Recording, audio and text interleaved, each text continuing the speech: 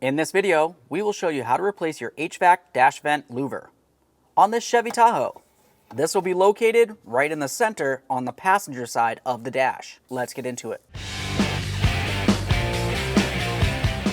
All right, friends, let's get started on our job.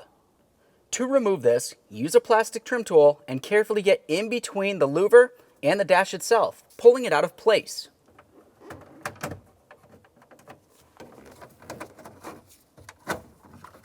Remove it from the vehicle. There it is, friends. All right, let's get ready for installation. As you look at the back side of this, along the bottom, you're going to find that you have 2 alignment pins. And looking in the dash, you can see that you have 2 holes. We'll slide this into place, making sure that we have it properly aligned.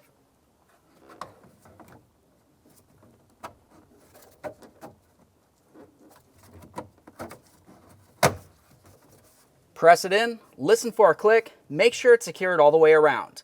After that, you can test its functionality. Thanks for watching. When only the best will do, demand TRQ. The only company that lets you view before you do.